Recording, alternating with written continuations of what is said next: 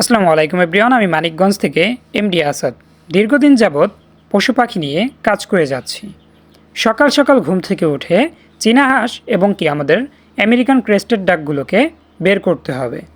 সাধারণত আমি সকাল 9টার পর ওদেরকে ঘর থেকে বের করি। এর পিছনে কারণ, এরা যেহেতু বিভিন্ন জায়গায় ডিম পাড়তে বেশি স্বাচ্ছন্দ্য বোধ করে, এজন্য বাধ্যতামূলক ওদেরকে এই ঘরেই ডিম পাড়াতে হয়। মানে এরা সকাল 7টা থেকে 8টার ভেতর ডিম পাড়ে। জন্যই মূলত আমি 9টা পর্যন্ত কিংবা 9:30 পর্যন্ত ওদেরকে এই ঘরেই আটকে রাখি।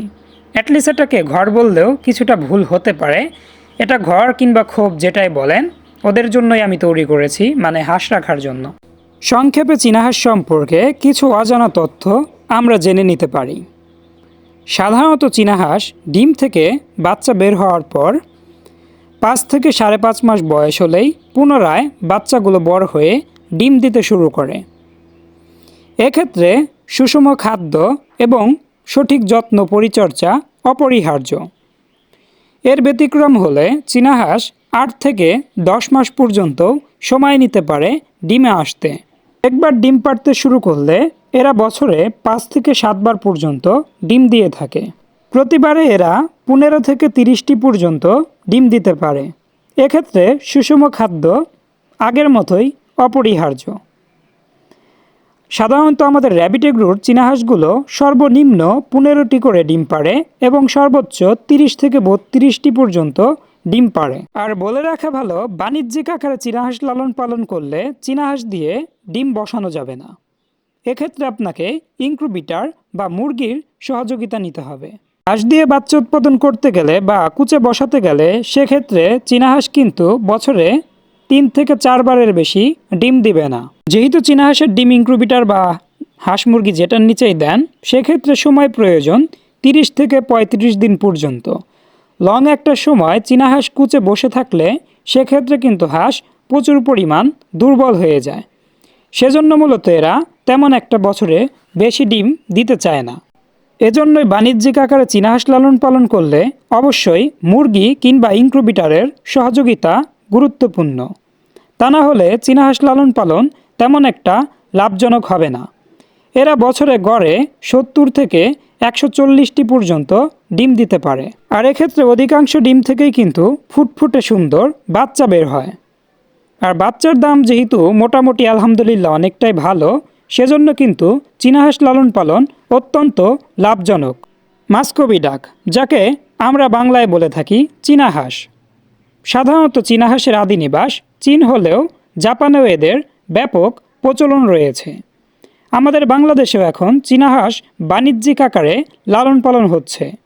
যেহেতু এগুলো খুব দ্রুত সময়ের ভিতর মাংসের উপযোগী হয়ে যায়, 3 থেকে 3.5 মাস বয়সে 4 থেকে 5 কেজি পর্যন্ত পুরুষ হাঁসগুলো ওজন হতে পারে।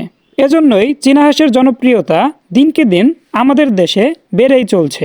এখন যেহেতু আমাদের চীনা হাঁসগুলো ডিম পাড়তে শুরু করে দিয়েছে দীর্ঘ একটা গ্যাপের পর, আলহামদুলিল্লাহ এখন থেকে আমরা নিয়মিত বাচ্চা উৎপাদন করে বাচ্চা সেল করতে পারবো। সারা বছর এরা ডিম পারলেও বছরে প্রায় 3 মাসের সময় লং একটা গ্যাপ থাকে, মানে তখন ওদের মল্টিং সিজন থাকে।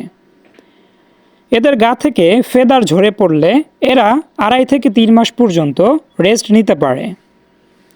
এক্ষেত্রে সুষম খাদ্য বা পুষ্টিকর খাবার বা ভিটামিন ইউজ করলে এর সময়সীমা কমে যেতে পারে। 1.5 থেকে 2.5 মাস সময় লাগতে পারে যদি সুষম খাদ্য বা ভিটামিন ব্যবস্থাপনা গ্রহণ করা হয়। এখন আমাদের যে পরিমাণ ডিম উৎপাদন হচ্ছে, বাহির থেকে আর বাচ্চা কিন্তু কিনে এনে সেল করতে হবে না।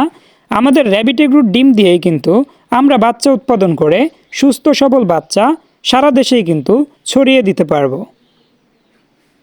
সুস্থ সবল চীনা হাঁসের বাচ্চার জন্য স্ক্রিনে দেওয়া নাম্বারে আমাদের সঙ্গে যোগাযোগ করলে আপনারা পেয়ে যাবেন অরিজিনাল উন্নত জাতের চীনা হাঁসের বাচ্চা।